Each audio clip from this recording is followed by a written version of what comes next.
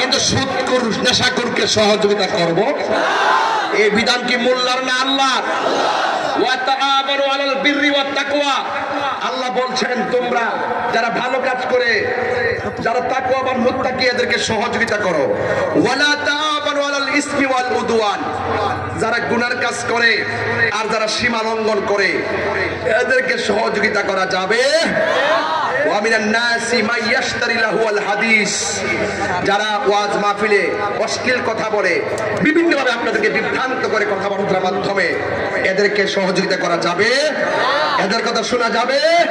আমাদের সমাজে অনেকে আছে ওয়াজ মাহফিলটাকে আর তাফসীরের মধ্যে রাখে নাই, ওয়াজ মাহফিলটাকে হাসির তামসা বানাইছে। কথা কোন ঠিক না বেঠিক? ওয়াজ মাহফিলটা এখন আর আখিরাতমুখী না, ওয়াজ মাহফিলটা এখন দুনিয়ামুখী হয়ে গেছে। কথা বলেন ঠিক না বেঠিক?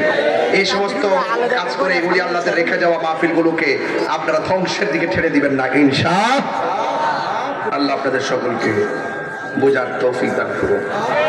যুবক বিদায় বেলা আরেকটা কথা সব জায়গায় বলি, কোনোদিন আমি তাহিরিকে যদি 2 মিনিটের জন্য আজকে ভালোবেসে থাকেন, আজকে ওয়াদা করেন আমরা কোনোদিন মা বাবার মনে কষ্ট দিব, বাবাকে কষ্ট দিব, মাকে কষ্ট দিব।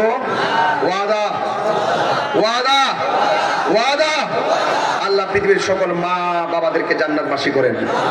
আরো জোরে বলেন আমিন, আরো জোরে আমিন। এর কি লাভ না লস? আজকে ওয়াজ কতগুলো করছি, একের পর এক স্টেপ বাই স্টেপ বলতে বলতে বলতে বলতে কাফের মোমেন মা বাবা সামাজিক ভাবে অনেক কথা বলছি। এই কথাগুলো আপনাদের মনে থাকবে ইনশাআল্লাহ? কথাগুলো মনে থাকবে? এটা মহব্বতে জিকির করেন আল্লাহ আল্লাহ আল্লাহ।